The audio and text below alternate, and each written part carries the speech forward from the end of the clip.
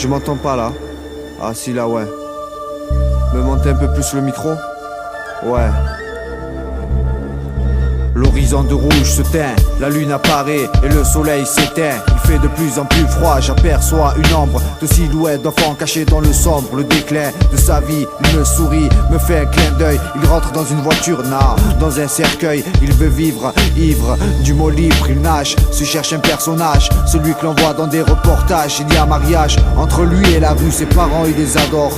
Mais en face d'eux il reste froid, il sort, préfère les jeux de dehors. Il n'aime pas rentrer chez lui, surtout quand son petit frère joue au stylo à la place des musclores. À la maternelle, les petites filles mangent leur goûter. Sa nièce les regarde dégoûtée, il monte chez lui, rentre dans une pièce, fixe sa mère en train de faire du couscous avec des grains de poussière. Le père malade, torse nu à côté de la fenêtre, pénètre de la pommade pour calmer la douleur de son bras, la couleur de sa joie. Il la cherche, il perche, son regard en bas les cafards ayant le même vice que son fils. Il regarde le toit, les araignées tisser sa cicatrice. La famille est au supplice, au fond du couloir. Les allées venues de la police cause de mauvais auspices. La mémé, clouée sur sa chaise, inonde la maison de ses pleurs, lui le néné.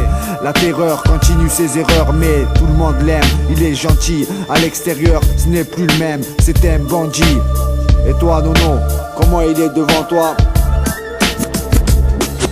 Assis devant une villa, le visage dans ses mains, il pleure, c'est pas la première fois. Essuie ses yeux, relève la tête, surpris de me voir là. D'un soupir décevant, se tourne, me montre sa maison. 2 étages, piscine, garage en sous-sol, c'est pas étonnant. Son attitude dans la rue, sa façon de parler, de s'habiller, ne reflète certainement pas la pensée de ceux qui l'ont éduqué. Sa face cachée ressort à chaque fois qu'on le voit passer en GMC. Je commence à comprendre pourquoi il pleure. Malgré sa fortune, son enfance ne fut pas un bonheur. Tous loisirs qu'on ne pourra jamais faire, lui les a fait à contre-cœur, forcé à faire du violon, de l'équitation. Il aurait préféré jouer avec un ballon imaginaire et voir la fucaille en action. À l'heure qu'il est, il voit qu'il n'a pas de personnalité. Dès qu'il rentre chez lui, changement de forme, dos bien droit, amnésie d'argot. En chaque fin de phrase, oui papa, il en a marre d'être noble. Il n'a pas choisi de naître dans une mine d'or. Sa vraie personne est dehors, là où il galère à s'intégrer, où l'on casse des voitures et vole pour pouvoir remplir son compte en banque. Lui en manque de sensations fortes, tente tous les coups pour être supérieur. Ce qu'il aime, faire peur aux gens de la même catégorie que lui. Mais quand il se retrouve face à face avec lui-même, les poches pleines, la tête pleine de non-sens, il n'ose pas se regarder dans le miroir, de peur de ne pas voir la terreur dont il veut bien faire croire. Elle est comment derrière toi? Derrière une vie de famille sans reproche.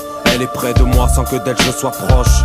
Cachée dans l'ombre de mes pleurs, elle regarde sa vie dans un miroir. Menteur, la quarantaine passée, du bilan c'est l'heure. Son prénom est enterré sous un arbre gravé d'un cœur. Dans une forêt qui n'a que l'apparence de l'amour.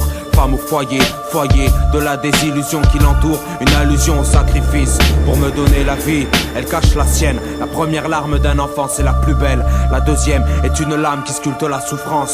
Ma naissance fut le début du gris pastel dans ses cheveux qui tombent à chacune de mes escapades nocturnes. Ma mère m'aime, d'ailleurs elle n'a pas le choix. Dans le désert des relations humaines, elle est là, seule sur la plus haute dune. Dans le théâtre de la vie, je lui impose son rôle. Une mère attentive qui se tape toutes les corvées, je le sais. Les larmes sur le socle sont les siennes, elles saignent de s'oublier pour me couver. Mon père est un homme, maman reste une mère. Et si c'était une femme qui pleure, qui a des passions, de l'ambition, faudrait que je la respecte comme telle, que je lui montre que je l'aime, que j'accepte qu'elle en aime un autre que mon père. Que derrière et devant moi, elle soit la même et pas un objet fonctionnel. Derrière une vie de famille sans reproche, elle ne serait près de moi sans que d'elle je sois proche. Wari, ils sont comment devant toi?